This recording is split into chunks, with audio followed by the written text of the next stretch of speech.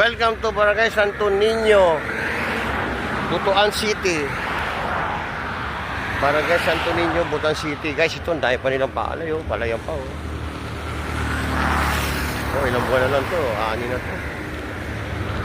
Guys, grabe yung mga sasakyan dito, guys. Nasa tabi na ako, eh. Napipinahan pa ako. Ang tutulin.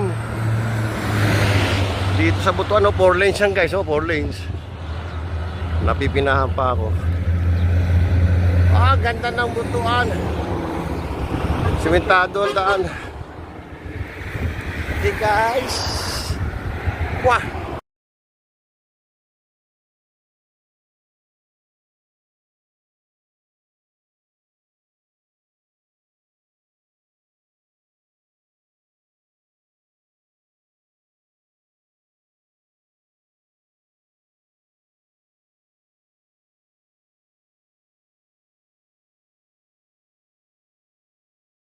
Morning guys, dito na ako sa pinaka rotonda ng Butuan at Kabadbaran.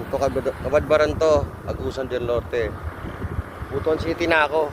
Guys, galing ako Kabadbaran.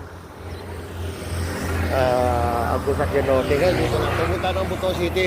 So nandito na ako sa boundary ng Butuan City, ano. Butuan City.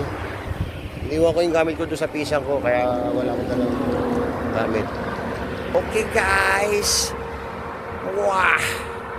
Time check, 9:30. Wow! Guys, dito ako sa Barangay Santo Niño. Ito highway ng Agusan. Kabadbaran. Agusan del Norte ako. Dala ko ang Prince 26er bike. Okay, guys, enjoy lang ako dito sa Mindanao. Siguro mga 1 linggo ako dito sa Agusan del Norte, tapos diretso na ako ng ng Bukidnon. Hanapin ko si GR Valdez, si Buitila. Sa palaban ng Long Riders jersey ko, Long Riders, shoutout sa inyo Long Riders. Sila Del Bicicleta, Joven, sila Karts, sino pa, Jolly, Lutaw, at lahat ng buo-buo ng Long Riders. Shoutout sa inyo dyan sa Manila. Si Tatay Chris nandito sa Mindanao. Suot ko ang Long Riders jersey.